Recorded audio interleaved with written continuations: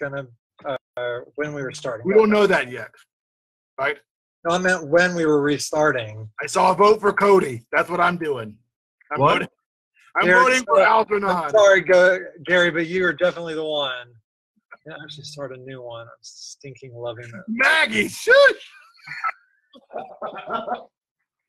Like, I was watching the comments the whole time, and it's Gary. Yeah, that's the one.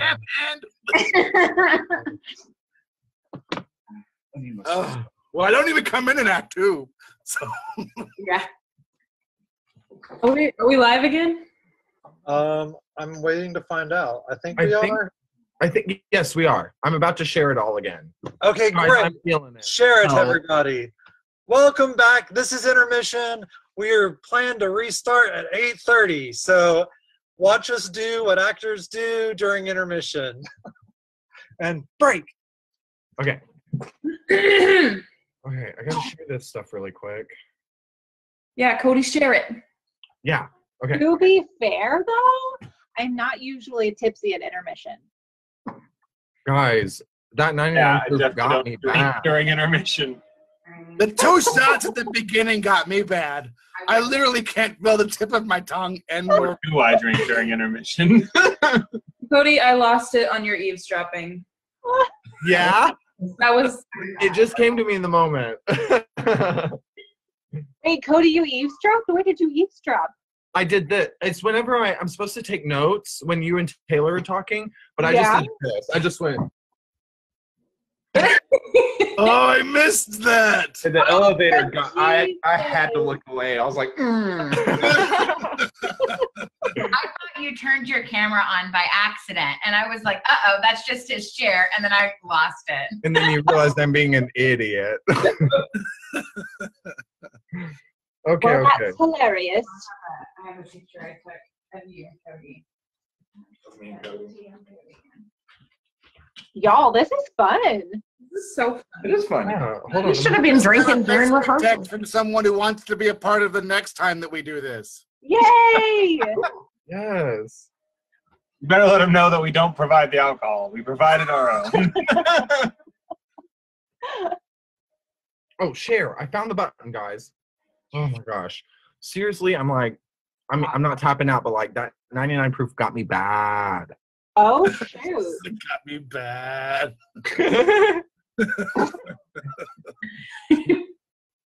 Oh, God. Where's my water? I need water. Oh my gosh, me too. Hey, everybody drinking at home, drink water right now. I need to get water. Gary, it comes out of your faucet. I have to get up, and I can't get up. The dress is too tight. But I was trying to sew PPEs during Act 2. I couldn't thread the needle. You're trying to what? Oh, wait a Sew minute. masks. I'm making masks for Memorial Hospital, and Thank you, Gary. Thank you. I thought you said PPE, but I thought that didn't make sense in this context, so I thought maybe I was just drunk or something. I just said PPE. I get it I now. heard PP. Does the gloves work? The gloves? Yeah, I'm wearing gloves. Not right now. Yes, they work. They're awesome. Well, I is just he- got a message from Morgan Price on Instagram. She's watching us. I love Yay, Morgan and thank you. Lauren. They're my favorite couple. They're my favorite couple. You just married them. That's Thanks, kind of Cody. true. Wait, how do we get to Thank your you. favorite couple? Really appreciate that. It wasn't official. Joey and Christy are my favorite couple, and Thomas I'm and offended. and Maggie and Taylor too. Oh, thanks, Gary. And Kimberlyn and the boy I've not met yet. Maggie. Oh, crap. I didn't do my costume change. Hold on. Oh, you best.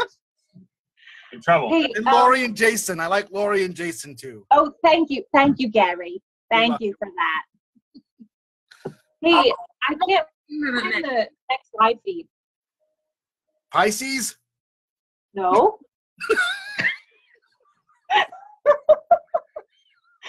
The next live feed. Where is it? I can't find it. I've got my Act 2 stuff on, and I've thought a lot of things. And Maggie and Taylor are my favorite straight couple. Morgan and Lauren are my favorite gay couple. Okay, good save there, buddy. Thank you so much. Hey, Maggie. Is Maggie on? I I'm don't. standing He's right standing right next next to me. Oh, where's Leighton? Not He is here. Not here. He's passed out drunk in his bedroom. He's This drunk is in his appropriate for Leighton. We Oh, I need to are make my not other allowed to drink around him. He gets really, really angry. Oh, really? Yeah, Particularly angry. Oh my God, I'm so tired. really just me. He gets really, really mad if I I. have to do 2 shots, John Thomas, because I need more Fireball. Words you never thought you would hear Gary say. If anybody wants to know a trick, I haven't seen my mom watching yet. I can't find the next feed. I can't find Act 2. Where is it? I posted it on my thing. If you want to share it on my Okay, Facebook. so I follow you and then I'll find it. Yeah, on my Facebook, because I think we're Facebook friends, maybe. I think we are, Cody. Yeah, I posted it and then it's in my story and stuff. And then, whoa, magic! You shaved. That was fast. That was so Wow, that took me like 15 minutes to shave today. I was like, I shaved earlier.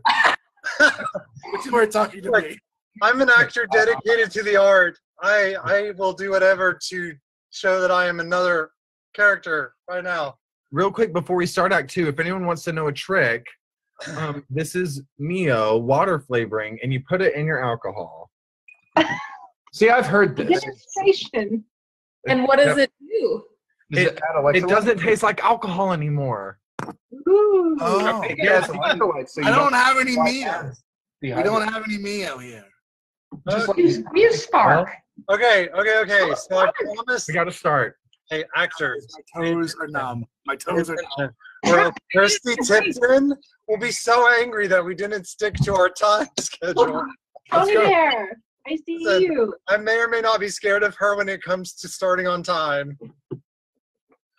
Okay, so, okay,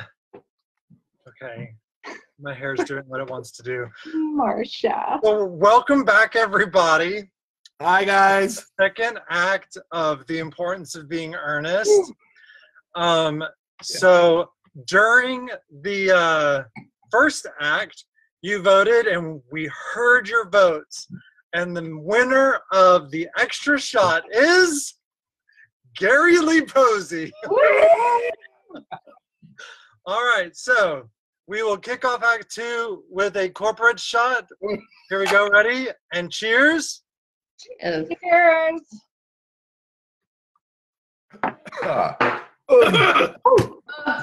That one came through my nose. Hey, you got another one, so go ahead and go for it, buddy. Go, Gary, go. You got this, Gary. Come on, We girl. love you. You know what? I have to say, Gary, that was a lot better than the first act one. I am not in Act 2. I will see you I know. later. Yeah, he. gonna take a nap. Spoiler alert! Gary's not in Act 2. And my toes are numb. My toes are numb. We won't see him in Act 3 either. He'll just pass right out. All right, so everybody, please remember to vote during Act 2 for which actor you would like to see take an extra shot at the beginning of Act 3. And please be sure to leave emojis throughout the live streaming event. It's what we actors feed on is your reactions. So that's an interesting part because we're all alone. We're all alone and we need your emojis to get through this. So without further ado, I don't speak French. I'm so drunk right now. Here is Act 2.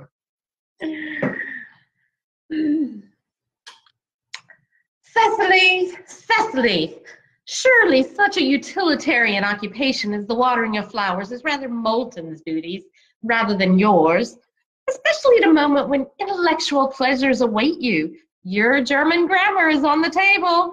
Pray open it to page 15. We will repeat yesterday's lesson. But I don't like German. It isn't at all a becoming language. I know perfectly well that I look quite plain after my German lesson. Child, you know how anxious your guardian is that you should improve yourself in every way. He laid particular stress on your German as he was leaving for town yesterday. Indeed, he always lays stress on your German as he's leaving for town. Dear Uncle Jack is so very serious. Sometimes he is so serious that I think he cannot be quite well. Your guardian enjoys the best of health, and his gravity of demeanor is especially to be commended in one so comparatively young as he is. I know no one who has a higher sense of duty and responsibility. I suppose that is why he often looks a little bored when we three are together.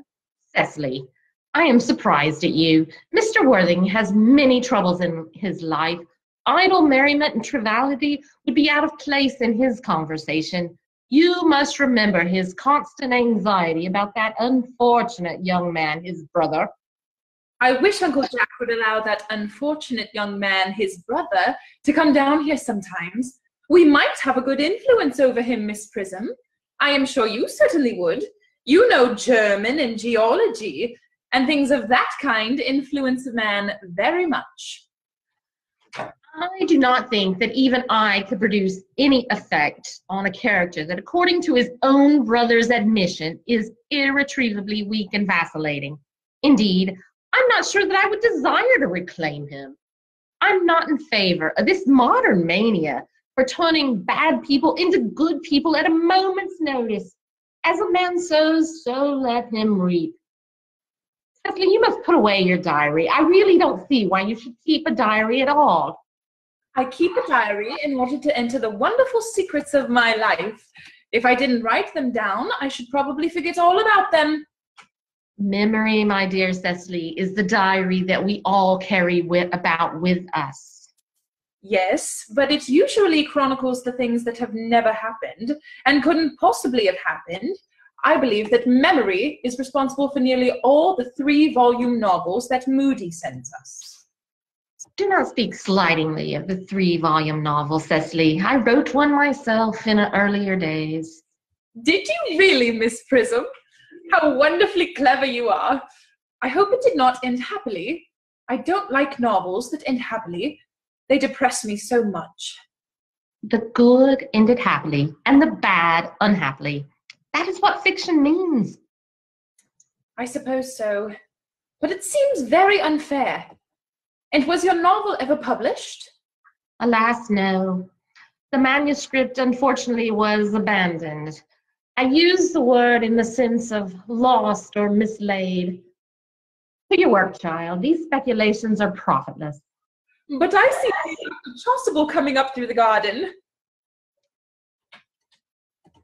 Dr. Chasuble, this is indeed a pleasure. And how are we this morning? Miss Prism, you are, I trust, well. Miss Prism has just been complaining of a slight headache. I think it would do her so much good to have a short stroll with you in the park, Dr. Chasuble. Cecily, I've not mentioned anything about a headache. No, dear Miss Prism, I know that. But I felt instinctively that you had a headache.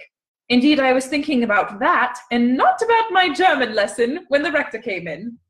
I hope, Cecily, you are not inattentive. Oh, I'm afraid I am. That is strange. Well, I fortunate enough to be Miss Prism's pupil. I would hang upon her lips. I spoke metaphorically. My metaphor was drawn from bees. Miss Worthing, Mr. Worthing, I suppose, has not returned from town yet? We do not expect him till Monday afternoon. Yes, he usually likes to spend his Sunday in London. He is not one of those whose sole aim is enjoyment, as by all accounts that unfortunate young man, his brother, seems to be. But I must not disturb Egeria and her pupil any longer. Egeria? My name is Letitia, Doctor. A classical allusion merely, drawn from the pagan authors. I shall see you both, no doubt, at evensong. I think, dear Doctor, I will have a stroll with you. I find I have a headache after all, and a walk might do it good. With pleasure, Miss Prism, with pleasure. we might go as far as the schools and back. That would be delightful. Cecily, you will read your political economy in my absence. The chapter on the fall of the rupee you may omit. It is somewhat too sensational. Even these metallic problems have their melodramatic side.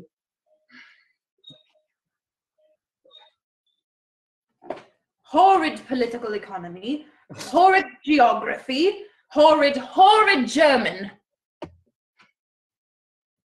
Mr. Ernest Worthing is just driven over from the station. He has brought his luggage with him.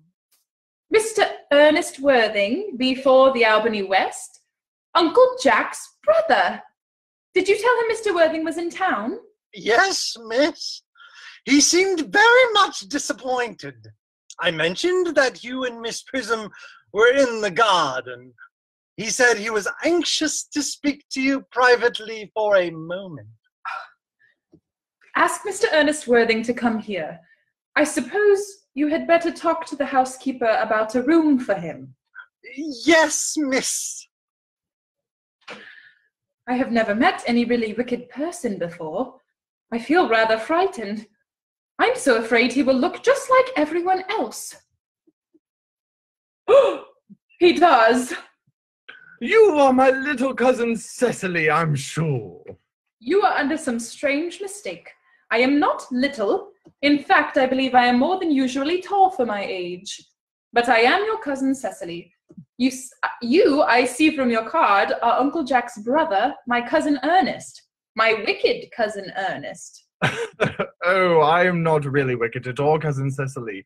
You mustn't think that I am wicked. If you are not, then you have certainly been deceiving us all in a very inexcusable manner. I hope you have not been leading a double life, pretending to be wicked and being really good all the time. That would be hypocrisy. Oh, of course.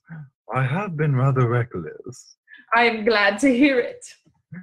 In fact, now that you mention the subject, I have been very bad in my own small way. I don't think you should be so proud of that, though I am sure it must have been very pleasant. Oh, it is much pleasanter being here with you. I can't understand how you are here at all. Uncle Jack won't be back till Monday afternoon. Well, that is a great disappointment. I'm obliged to go out by the first train on Monday morning. I have a business appointment that I'm anxious to miss. Couldn't you miss it anywhere but in London? Oh, no, the appointment, it is in London. Well, I know, of course, how important it is to not keep a business engagement if one wants to retain any sense of the beauty of life. But still, I think you had better wait till Uncle Jack arrives. I know he wants to talk to you about your immigrating. About my what? Your immigrating. He's gone up to buy your outfit. I certainly wouldn't let Jack buy my outfit. He has no taste in neckties at all. I don't think you will require neckties. Uncle is sending you to Australia. Australia? I'd sooner die. Well, he said at dinner on Wednesday night that you would have to choose between this world, the next world, and Australia. Oh, well, the accounts I have received of Australia and the next world are not particularly encouraging. This world is good enough for me, cousin Cecily. Yes, but are you good enough for it? I'm afraid I'm not that. That is why I want you to reform me. You might make that your mission, if you don't mind, cousin Cecily. I'm afraid I've no time this afternoon. Oh, well, would you mind my reforming myself this afternoon? It is rather quixotic of you, but I think you should try. I will. I feel better already. You are looking a bit worse. Well, that is because I'm hungry. Oh, how thoughtless of me! I should have remembered that when one is going to lead an entirely new life, one requires regular and wholesome meals. Won't you come in? Oh, thank you. Might I have a buttonhole first? I never have any appetite unless I have a buttonhole first. A Marechal Niel? Oh no, I'd sooner have a pink rose. Why? Because you are like a pink rose, Cousin Cecily. I don't think it can be right for you to talk to me like that. Miss Prism never says such things to me. Well, then Miss Prism is a short-sighted old lady. You are the prettiest girl I ever saw. Miss Prism says that all good looks are a snare. Well, they are a snare that every sensible man would like to be caught in. Oh, I don't think I would care to catch a sensible man. I shouldn't know what to talk to him about.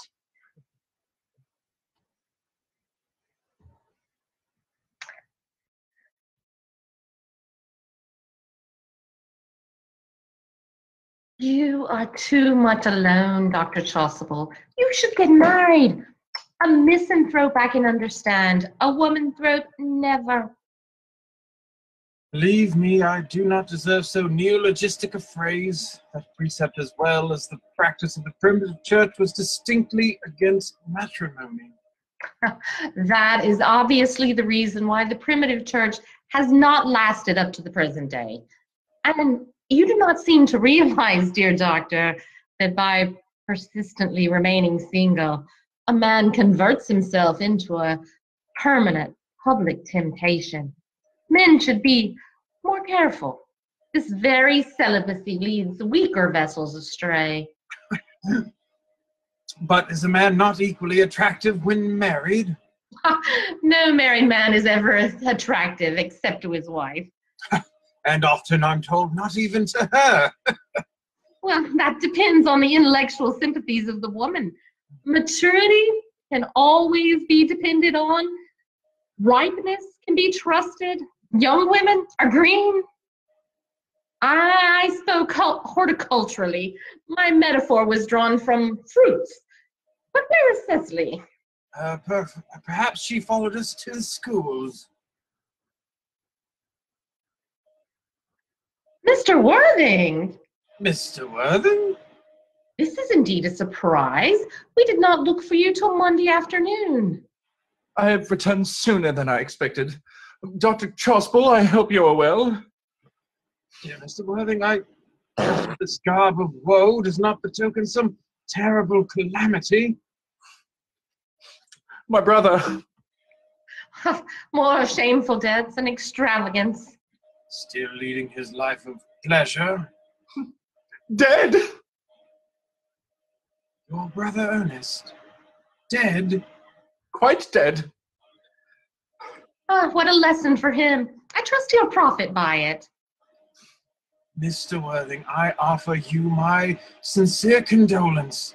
You have at least the consolation of knowing that you were always the most generous and forgiving of brothers. Poor Ernest. He had many faults, but it is a sad, sad blow. Very sad indeed. But were you with him at the end? No, he died abroad. In Paris, in fact. I had a telegram last night from the manager of the Grand Hotel. Was the cause of death mentioned? A severe chill, it seems. As a man sows, so shall he reap. Charity, dear Miss Prism, charity. None of us are perfect. I myself am peculiarly susceptible to drafts. Will the interment take place here? No, he seemed to have expressed a desire to be buried in Paris. In Paris? I fear that hardly points to any very serious state of mind at the last. You would no doubt wish me to make some slight allusion to the tragic domestic affliction next Sunday. My sermon on the meaning of manna in the wilderness can be adapted to almost any occasion, joyful or, as is the present case, distressing. I have preached it at harvest celebrations, christenings, confirmations, on days of humiliation and festal days. The last time I delivered it was in the cathedral as a charity sermon on behalf of the Society for the Preservation of Discontent among the Upper Orders. The bishop, who was present, was much struck by some of the analogies I drew. That reminds me. You mentioned christenings, I think, Dr. Chasuble. I suppose you know how to christen, all right? I mean, of course, you are continually christening, aren't you? It is, I regret to say, one of the rector's most constant duties in this parish. I have often spoken to the poorer classes on the subject, but they don't seem to know what thrift is. But is there any particular infant in whom you are interested, Mr. Worthing?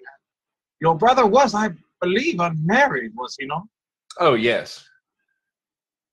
People who live entirely for pleasure usually are. But it is not for any child, dear doctor. I am very fond of children. No, the fact is, I would like to be christened myself. This afternoon, if you have nothing better to do.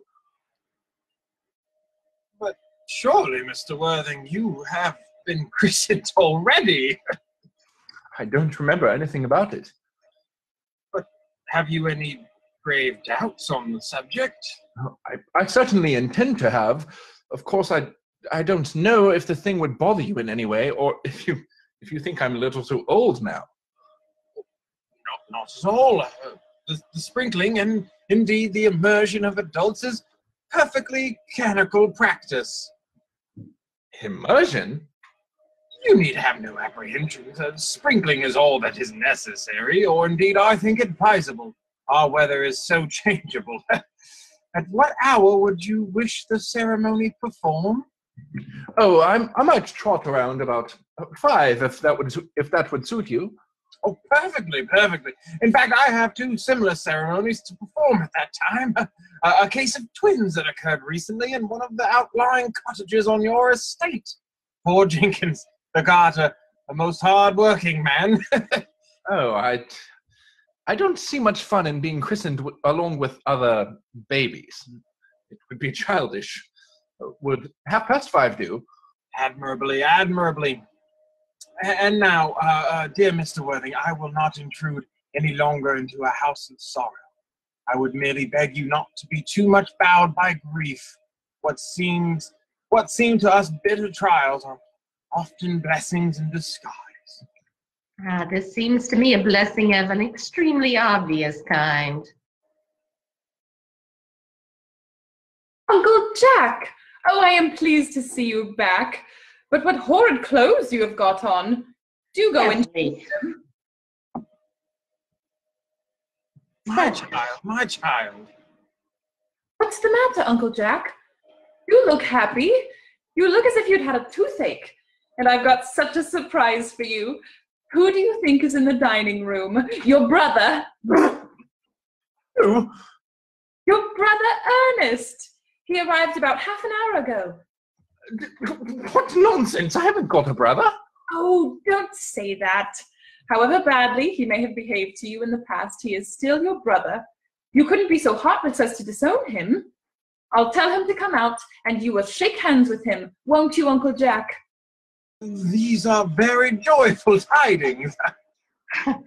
After we had all been resigned to his loss, his sudden return seems to me peculiarly distressing. My brother is in the dining room. I don't know what it all means. I think it is perfectly absurd. Good heavens! Oh, Brother John, I have come down from town to tell you that I am very sorry for the trouble I have given you, and that I intend to lead a better life in the future.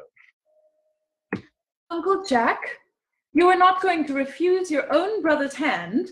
Nothing will induce me to take his hand. I think his coming down here disgraceful. He knows perfectly well why. Uncle Jack, do be nice.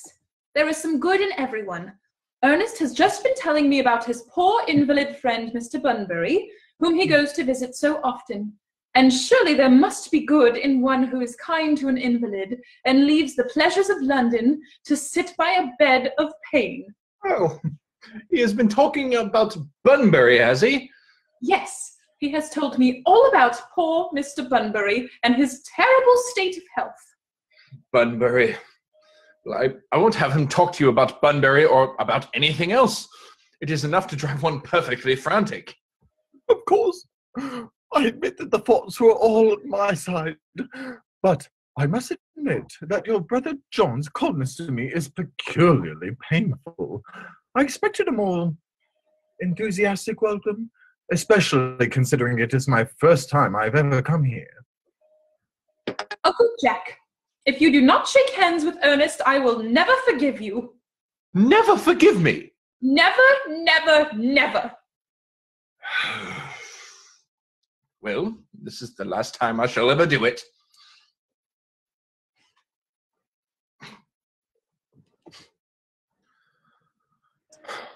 It's pleasant, is it not, to see a perfect reconciliation? I think we might leave the two brothers together. Yes. Cicely, you will come with us. Certainly, Miss Prism. My little task of reconciliation is over. You have done a beautiful action today, child. We must not be premature in our judgments. I feel very happy.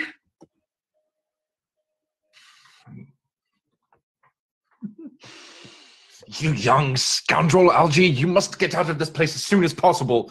I don't allow any bun-burying here. I have put Mr. Earnest things in the room next to yours, sir. I suppose it's all right. What? Well, Mr. Ernest's luggage, sir. I've unpacked it and put it in the room next to your own. His luggage? Yes, sir. 3 portmanteaus, a dressing case, 2 hat boxes, and a large luncheon basket. I'm afraid I can't stay more than a week this time. Merriman, order the dog cart at once. Mr. Earnest has been suddenly called back to town. Yes, sir. What a fearful liar you are, Jack. I've not been called back to town. Yes, you have. I haven't heard anyone call me. Your duty as a gentleman calls you back. My duty as a gentleman has never interfered with my pleasures in the smallest degree. I can quite understand that. Well, Cecily is a darling. You are not to talk of Miss Cardew like that. I don't like it. Well, I don't like your clothes. You look perfectly ridiculous in them. Why don't you go up and change? It is perfectly childish to be in deep mourning for a man who is actually staying a whole week with you in your house as a guest. I call it grotesque. You are certainly not staying with me for a whole week as a guest or anything else. You've got to leave by the 4:05 train. I certainly won't leave you as long as you are in mourning. It would be most unfriendly. If I were ever in mourning, you would stay with me, I suppose. I should think it very unkind if you didn't.